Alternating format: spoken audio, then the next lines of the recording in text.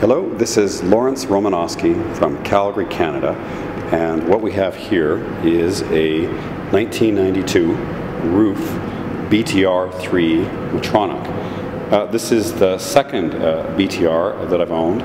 I've also done some videos of a black car that was similar, although not exactly the same, about a year ago or so. So, of course, the story of Ruf is well known. There's a wonderful four video series on YouTube. You know, most people watching this video will be familiar with you know, Stefan Roser's famous drive on the Nürburgring with the Yellowbird, and most people are probably familiar with the Yellowbird car. That was a CTR, and this is a BTR. And the nomenclature denoted the BTR being influenced by Group B and the CTR by Group C. So while the CTR cars, I think all but one, were on the narrow-bodied, the BTR cars are mostly all wide-body cars. The big difference, of course, is the BTRs had the single turbo and the CTRs are a twin turbo. When they were new, a BTR, and it depends which year, and there was big fluctuations in the currencies, a BTR would have been about 140,000 Deutschmarks, and a CTR, I think, 240, if memory serves. So Ruf could either build a car from the body in white from Porsche, or they could take an existing car and modify it. They could do that at the factory, or they did have some Ruf auto centers that were in North America. There was one in New Jersey and one in Scottsdale. So you could bring your car there if you had an American car and you were in the US, and they could modify the car there.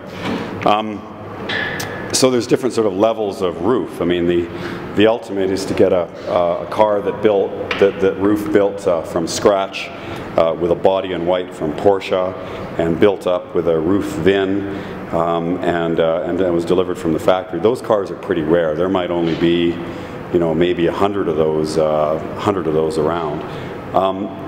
Then kind of the next level is the cars that were built at the factory in Pfaffenhausen, which is near Stuttgart, and they were built with a donor car, and that's what this one is.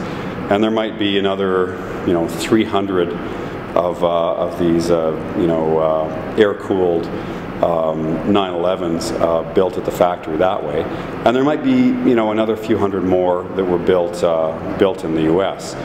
And Ruf built them to order, so you could have, you know, kind of whatever you wanted in the car. The last black car that I had was a Euro gray import 930 turbo that was taken to Scottsdale and made into a BTR, and had the 3.4 liter engine with the cooling fins that are around the entire circumference of the piston barrels, unlike the factory cars, and then the Ruf 5-speed gearbox, the front-mounted oil cooler, and the Ruf wheels. And so that would have been sort of maybe the minimum you could do to a car and still call it a Ruf BTR. This one is more highly developed. So it is the same 3.4 liter engine, but this is a Motronic car, and that was a $10,000 option from new, and this is the same injection system as the CTR or the Yellowbird. And so this would have been the first digital ECU, DME, or Motronic Porsche Turbo. They didn't actually come out with that until the 993 twin turbo in 1996, whereas Ruf did it in 1987. And they took the inspiration for this injection system from the Porsche 962 race car. And if you look in here, you can see these green injectors, and there's two injectors per cylinder, and maybe I can focus on that a bit more. And there we go. And two injectors per cylinder, and then this giant fuel rail, and then right behind the airbox there's two big high capacity fuel pumps that can pump a huge volume of fuel for it. And there's also a big hybrid K27 turbo. Looks like it comes out of a truck in there. So the capacity for this car to put fuel through the engine is fantastic. So the first BTRs were CIS, which is the same injection system as the 930 turbo, but this is a BTR 3, and it's a BTR 3 Motronic. So you can see a BTR 3. And so what that means is a BTR 3 gets the Motronic. The original BTR was conservatively rated at 374 horsepower, and this one is conservatively rated at 408 horsepower. Although you can play with that quite easily, because in here you have this wonderful Ruf adjustable turbo boost gauge, which, and then the dial on the instruments, let's get that. So it'll you could adjust it from 0.7 bar to 1.5 bar. Also, the Rufs are pretty cool. This one has all the Ruf instrumentation, and you can see the speedo doesn't mess around, going to 350 kilometers per hour in increments of 50. The tach is turned. It's with the red line at near 12 o'clock, and then the Ruf instruments for the oil pressure and temperature and so forth. So this car was, I believe, a Swiss car that was found, and it's a 1979 SC chassis, and you can see the chassis plate is right on the corner there. And then it was taken to the factory in 1992 for the conversion. So when it went to the factory, I mean, the car was totally stripped to the bare shell. It was a narrow-bodied car, so it was converted to a wide body. It was, it had the latest aero kit. So in 1992, that was the 964, 965 style bumper covers and so forth. So it was converted to look like the newest Porsche turbo, and then it got an evolution of the G50 gearbox, the 5-speed, but with a locking differential.